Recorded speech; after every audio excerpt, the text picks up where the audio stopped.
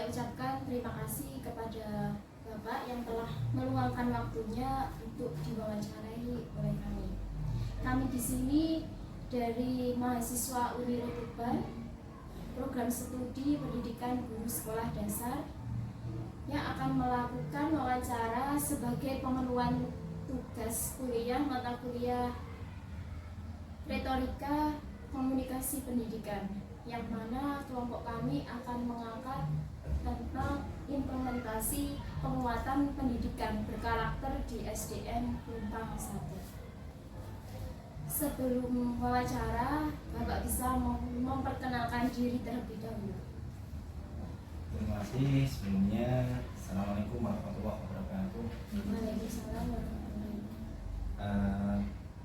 Langsung saja, perkenalkan, nama saya Ramadan. Saya dulu juga alumni Uniro untuk S1-nya, namun saya S2 di Universitas Malang, di UM Malang.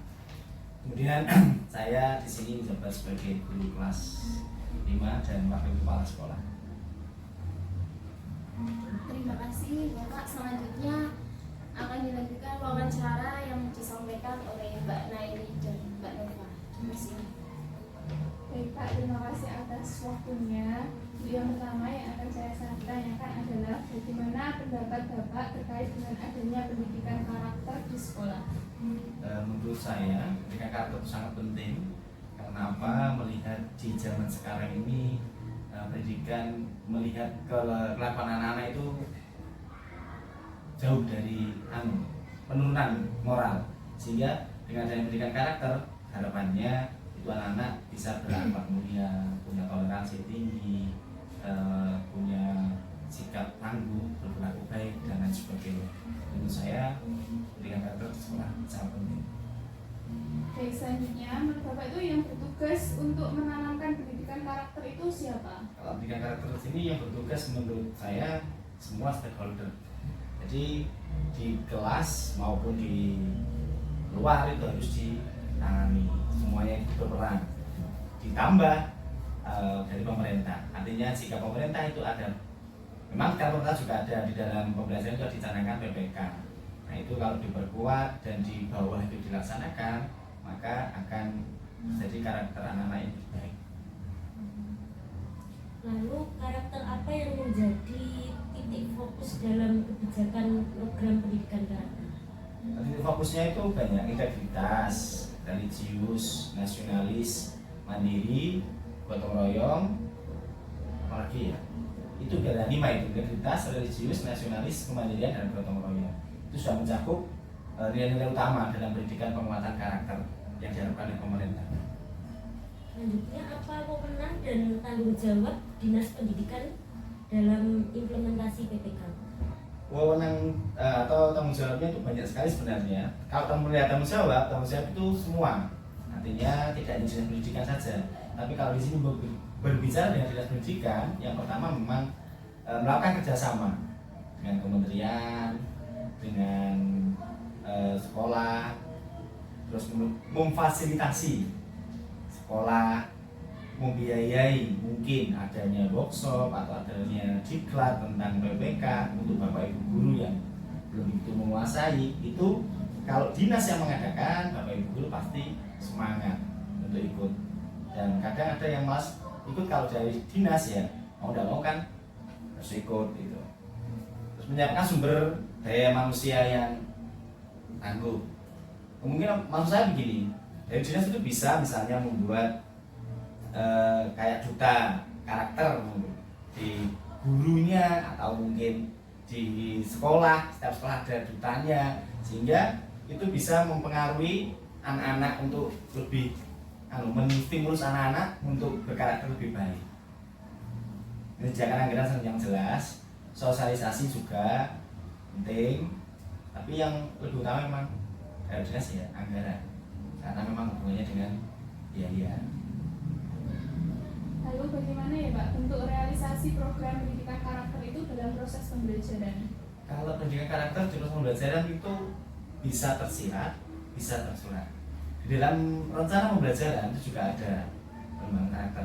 Namun sebagai guru itu harus dimunculkan Dimunculkan artinya meskipun tidak tertulis di dalam RPP tapi tetap dimunculkan ketika pembukaan dalam pembelajaran berdoa kan religius, kemudian ketika di proses pembelajaran bekerja sama gotong royong, kemudian sebelum pelajaran kadang nyanyi atau di akhir pembelajaran nyanyi nasionalisme kan masuk semua. Jadi masuknya di dalam pembelajaran itu banyak sekali meskipun tidak tertulis harus nasionalis enggak, tapi sebagai guru harus mewujudkan itu memunculkan itu di pembelajaran. Lalu bagaimana Pak ya pengaruh budaya lokal dalam lingkungan itu terhadap pembangunan karakter tersebut?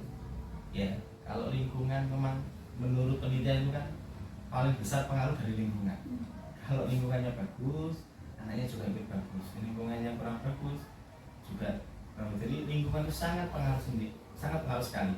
Menurut saya yang berperan ya memang kalau di sekolah tanggung jawab guru, kalau di rumah ada tanggung jawab orang tua untuk anak ya. Lalu bagaimana upaya yang dapat dilakukan dalam menyinkronkan keluarga, lingkungan, teman, pergaulan dalam pembangunan karakter? Kalau begitu itu harus ada kerjasama yang kuat antara wali murid, sekolah dengan lingkungan yang lainnya. Artinya begini, yang paling sinkron itu harusnya orang tua dengan guru dan sekolah, harus sering komunikasi. Ketika anaknya di sekolah itu kurang bagus, rasanya seperti ini bisa disampaikan di rumah. Nah di rumah mungkin bisa dievaluasi orang tuanya sendiri. Saya yakin tidak ada orang tua yang ingin anaknya berperilaku buruk. Lalu di sekolah ini di SDN Kumpang 1 apa saja ya Pak programnya pendidikan karakter? Pendidikan programnya banyak sekali sebenarnya. Kalau sebelum masuk berdoa itu kan masuk dalam literasi. Dia berdoa itu yang agama Islam, membaca Asmaul Husna, kemudian mengaji, kemudian pojok baca literasi itu kan juga termasuk karakter, membiasakan diri untuk membaca. Dan kegiatan ekstrakurikuler juga ada, tata tertib. Nah, itu ada tata tertib, ada pelanggaran. Kalau skor berapa yang melanggar itu untuk menanamkan kedisiplinan anak-anak. Baik Pak, mengingat pentingnya pendidikan karakter tersebut, apa ada pengaruh negatif ya apabila pendidikan karakter tersebut tidak berjalan di sekolah ini? Saya kira tetap ada pengaruhnya. Artinya anak itu kalau di sekolah sudah terbiasa disiplin, sudah terbiasa bagus, di rumah diimbangi, saya yakin kepribadian nanti tetap akan bagus. Jadi tetap pengaruhnya ada. Karena apa? Kalau di sekolah sudah tidak dilaksanakan pendidikan karakter, kemudian di rumahnya lingkungannya kurang bagus, akan sangat mudah sekali usia anak-anak SD ini terpengaruh. Tawuran, penyalahgunaan narkoba, jadi penyakit masyarakat dan lain sebagainya itu gampang pengaruh usia anak SD. Lalu bentuk evaluasi kan ada dari setiap program ada yang berjalan dan tidak. Lalu bentuk evaluasi programnya dari pendidikan karakter di SD 1 ini bagaimana Pak? Biasanya evaluasinya ya di akhir tahun atau tidak akhir tahun juga sih, apa ya, kayak di misalnya ini anak ini melanggar ya, ada nanti disampaikan ke orang tua. Nah, kalau evaluasinya ya nggak ada ulangannya, nggak ada. Evaluasi itu kan ulangan ya, belum ada yang ya dilihat saja kenakalan anak-anak, sikapnya sehari-hari aja. Kalau evaluasi itu kan ulangan gitu sih ya, di asesmen tadi kan enggak, cuma ya dilihat kepribadiannya anaknya saja.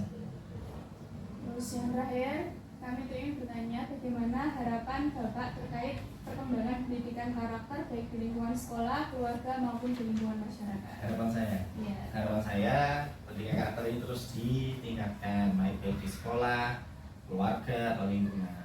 Karena apa? Karena karakter ini adalah modal dasar anak-anak untuk bersikap baik di kehidupan selanjutnya. Kalau mereka kecil saja sudah berani mencuri hal yang kecil, ketika dia besar dia berani korupsi. Kalau dari awal, dari kecil dia ditanamkan bahwa hal itu tidak baik, maka dia akan terbiasa. Artinya Saya berharap semua stakeholder ini ikut berperan, baik di guru, wali murid, lingkungan, dan masyarakat. Kalau sosialisasinya biasanya di sini itu biasa haflah saat perpisahan.